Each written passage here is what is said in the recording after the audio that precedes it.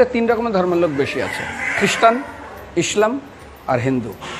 100 জন খ্রিস্টানকে যদি একই প্রশ্ন করে তোদের ভগবানকে, একবারই বলবে আমাদের ভগবান ঈসা মসিহ, যিশু ক্রাইস্ট। মুসলমানকে জিজ্ঞাসা করবে 3 থেকে 5 মানে মৃত্যুর আগে পর্যন্ত, যাকে এই তোদের ভগবানকে, একই উত্তর দেবে, ভাই আমাদের ভগবান হলো আল্লাহ। হিন্দুদেরকে যদি একই প্রশ্ন করা হয়, ভাই তোদের ভগবানকে, কনফিউজ। 100% হিন্দু 100% কনফিউজ, জানে না ভগবানকে। দ্বিতীয়ত, যদি তুই মুসলমানকে জিজ্ঞাসা হয় তোরা মসজিদে কেন যাচ্ছিস, ওদের শেখানো হয় মসজিদে যেতে হবে নামাজ আদায় করার জন্য। সপ্তাহে ওরা 100% একদিন মসজিদে যাবেই। তুমি যদি খ্রিস্টানদের জিজ্ঞাসা করো তোমরা কেন কোথায় যাবে, কোথায় যাও না, আমাদেরকে একদিন তারা চার্চে যাবে। কেন? ঈশ্বরে প্রার্থনা করার জন্য। ওদের শেখানো হয় জন্মের থেকে, এটা সংস্কার।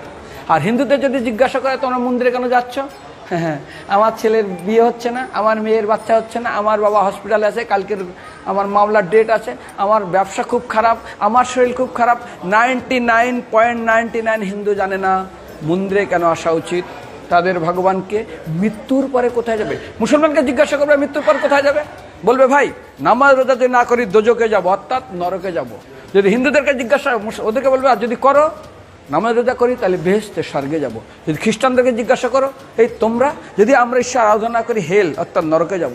যদি বলা হয় যদি করো ঈশ্বর আরাধনা তাহলে তোমরা হেবেন স্বর্গে যাব। আর হিন্দুদেরকে বলে যে তোমরা মরার পরেই 99% হিন্দু এটাই বলে, মিথ্যাই বলে, আমার বাবার সাজ্ঞানে স্বর্গে গিয়ে বসেছে। তোর বাবা কি জমি কেনা আছে নাকি স্বর্গে? তোর বাবা জমি কেনা আছে যে তোর বাবা মরার পরে স্বর্গে গেছে হোয়াটসঅ্যাপ করে দেখি এই যে অ্যাটাচ বাথরুম টয়লেট আমি একদম ভালোভাবে পৌঁছে গেছে, তোর বাবা স্বর্গে গেছে জানিস তুই? আরে মৃত্যুর আগে এত কষ্ট পায়, এত কিছু করে, মারার পরে আমার বাবা স্বর্গে গেছে। আরে যখন পুলিশে কোনো কয়েদি কোনো অপরাধীকে ধরে 2-4টা ডান্ডা মারে, তারপর থানায় গিয়ে আরও ট্রিটমেন্ট করে, তারপরে কোর্টে বিচারে, তারপর জেল কাটে, মৃত্যুর আগে এত কষ্ট করে আমরা মারা যাই, মারা পরে আমার বাবা স্বর্গে গিয়ে বসে আছে, ওর বাবার জন্য জমি কেনা আছে না, এরকম বলা যাবে না। এই জন্য আমাদের শাস্ত্র বলে পরলোকগত, স্বর্গীয় বলে না।